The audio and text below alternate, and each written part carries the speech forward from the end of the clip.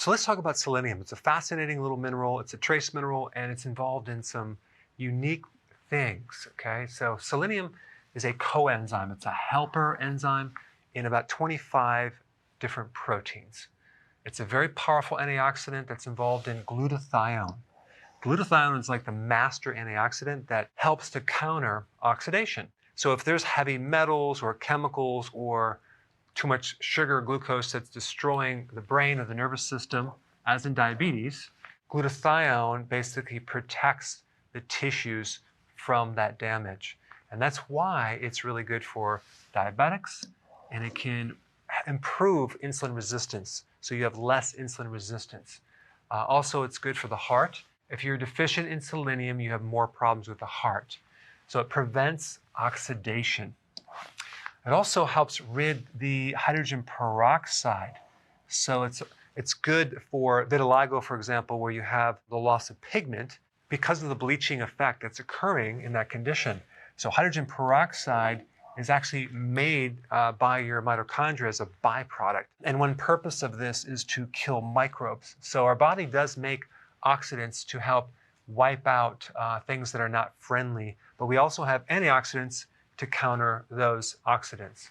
Then we have the related function to the thyroid gland. Selenium is needed to convert T4, which is the inactive form of the thyroid hormone, to T3.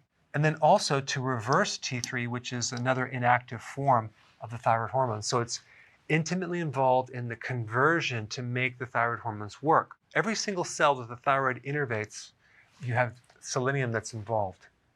It's also involved in the detoxification of mercury. So people are concerned about consuming fish that's high in mercury, for example, like in salmon.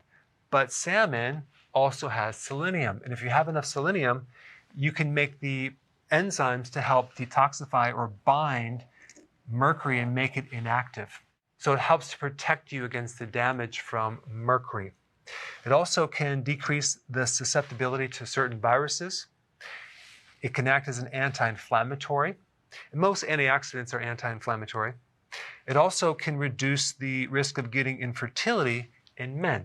And one more point about the thyroid is that when you have Hashimoto's, which is an autoimmune condition relating to a hypothyroid condition, and you take selenium, there's been some studies to show that you can decrease the antibodies to the thyroid by 21%, okay? So that's interesting. Where do you get selenium? Brazil nuts have the most. Fish and seafood, like in tuna, halibut, sardines, salmon, organ meats, meat in general, and eggs. It's in other foods as well, but these are the highest.